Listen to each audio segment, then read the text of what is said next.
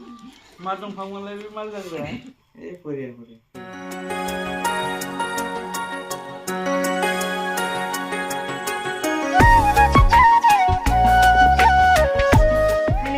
खुलुमबाय गिबियावनो लोगोसे आंनि दोनस्रि फुंखा इउटुब चेनेलाव नोंथांमोन बयखौबो बरायनानै लाग्रोनाय जाबाय मा खुलुमनाय जाखांबाय नोंना खुलुमबाय ओमफ्राय दिनै मोनसे गोदान भिडिअ लानानै फैलायबाय दिनै माने जाहामुटा आंनो गिफ्ट होनो नागिरदों आरो ना गिफ्ट होनो मोनथाराखै नालाय गोबाव जाबाय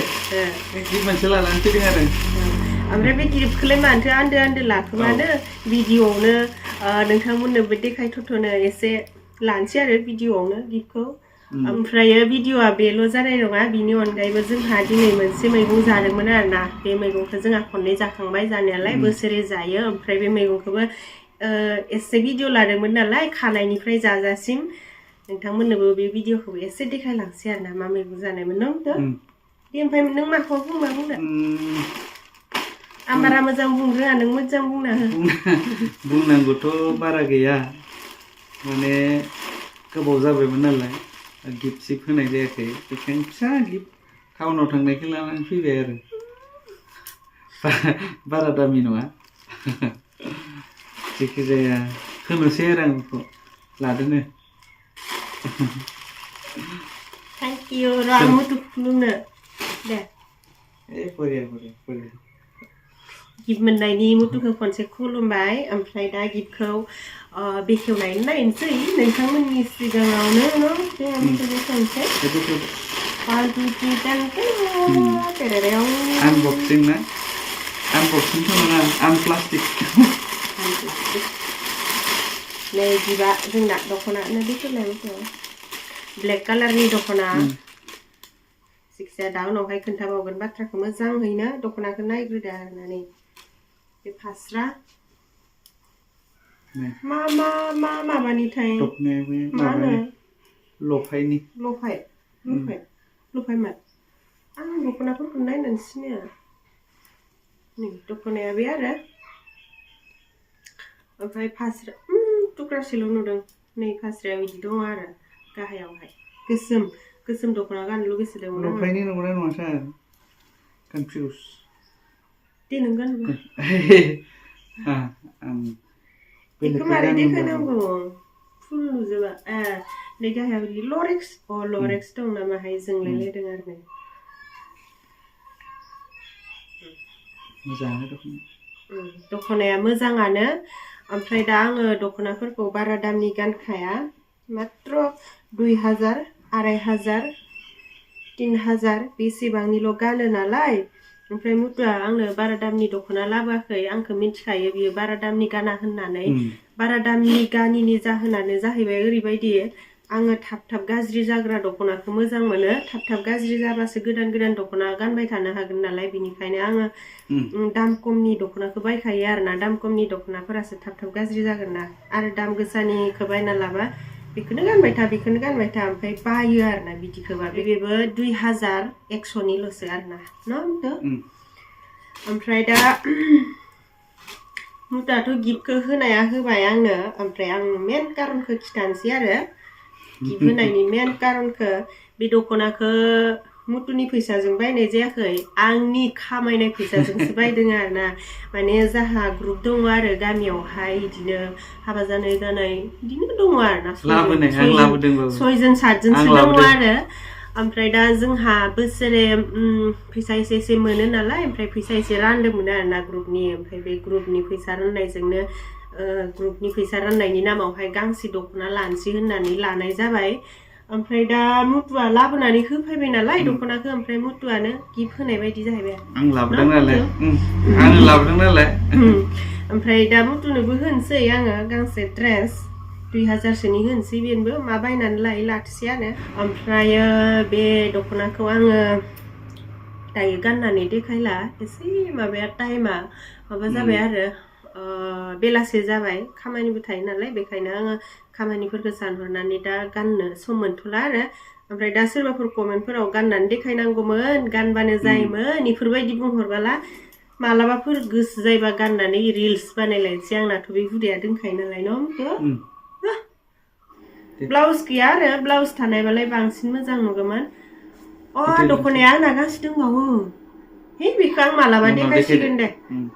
बे दख'नाखौ बहानिफ्राय लाबोनाय खिथानो बावगारदों आं जोंनि माबानि रौतानि रुमबां दख'ना स्ट'रा बिनिफ्रायनो लाबोनाय आरो बिनिफ्रायनो आरो गांसे लाबोबावदों बे गांसेयाबो दङ नाथायबा बेखौ देखायथ'नाय जायाखै एसे देखायबाय देखायनायालाय ओमफ्राय बिदि फुवारनानै मोजां देखायनाय जायाखै आरो ओमफ्राय दा रुमबां दख'ना स्ट'रा गोदान खुलिदों बारा बावाखै फेब्रुवारि 2 तारिखावसो खुलिदों आरो ना आंनिनो काजिन जायो काजिन बिनानाव बिथाङा खुलिदों मा मैगं खायो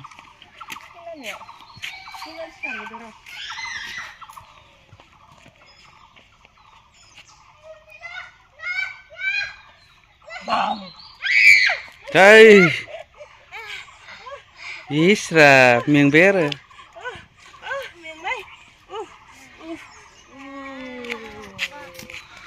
मेंबा मारै थाबायो नै बेनो जाहैबाय बासिगिर बिबार होनो बेखौ जोंनिथिंजाय बेलेगथिंजाय मा बुङो मिथिया मा बियो बेयाव दै ओंखारगोन ओमफ्राय नों मा खालामगोन साबुनखौ दिननायाव लाब लाब बुङो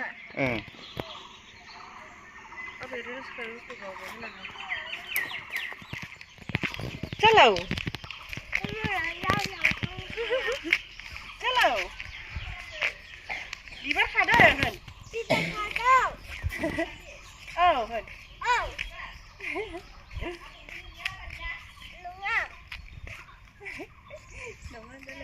देलाय मैयानि उलालाखौ मोसालाय आं लाना देलाय उलालाया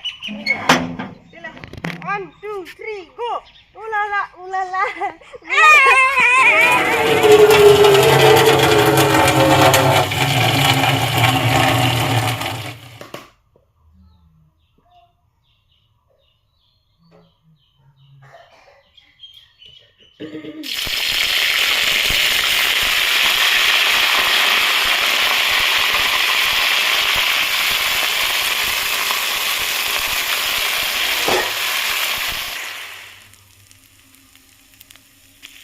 हमलाय मोनफैखो खाथियाव लाबोलाय मोनबाय नामा मोननायालाय मोनबाय सारायखौ जि गोसोम नुखादों न ओमफ्राय दा जाहा मुथायखौ साखिगोन आरो ना र' बिसिनि गेट साखिया हायखांजोबखानोसै आं इयावहाय बेयाव बेलेग मैगं संलायनोसै नालाय बन्द' खालामबाय हो बन्द' खालामबाय माखौ अरा जानो थरानो गैया नायलाय बन्द' खालामाखै खालामदो खालाम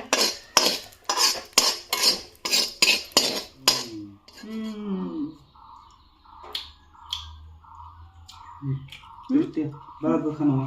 बारा गोखा नङा दे आं दा उनाव खालामदों गोखा नङा खिन्थु बारा गोखा मोना गुदुं ना बे माबा माहाय माहाय खाथि खाथि जाखायो आलुफोरजों माहायल' होनानै जाबालाय टेस्टि न' थाव जाजोबनो हागोन बेखौ जाबाथाय जाजोबनो हागोन दा उनाव जाजोबदो लांनानै दोनहैखादो ओमफ्राय दायो बेलेग मैगं संलायनोसै आरो ना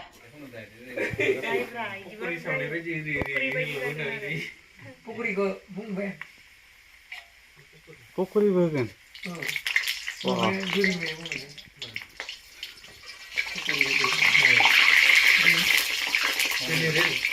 दिनै आङो दाउ बेदर संनो नागिरदों सोरबा सोरबा कमेन्टआव बुंहरोमोन आंखौ बेदर संनाय भिडिअ लाबो होननानै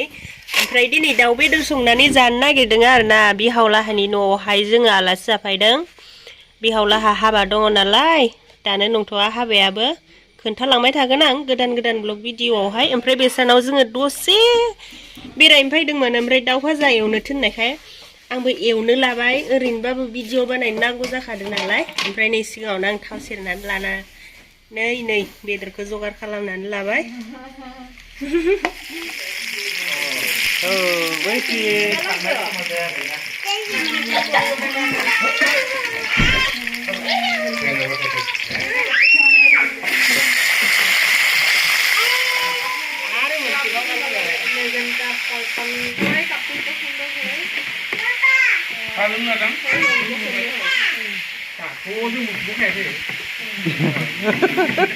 लोंमारासिना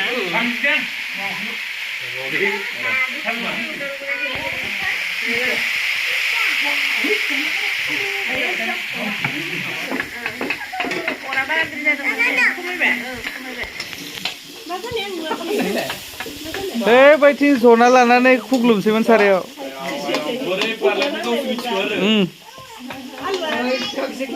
मिर्ची पाउडर यहाँ थोड़ा सा डालना पड़ेगा डालने के बाद लाल हो जाएगा देखो लाल हो गया लाल हो गया और ये मीट मसाला उसको डालने से बहुत टेस्टी हो जाता है डालने में लगता है इसे गारना है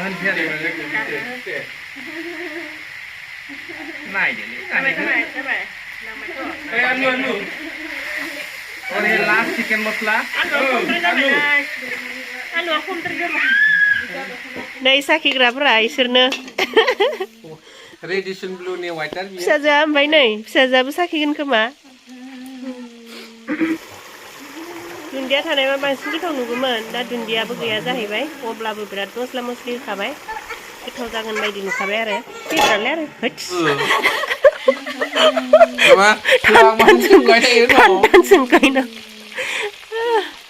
आङो बेला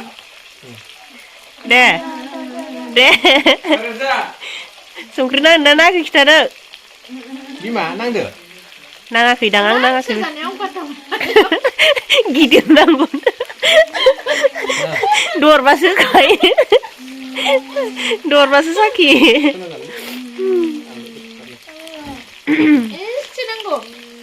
होरो संख्रिया लांबायसो होरो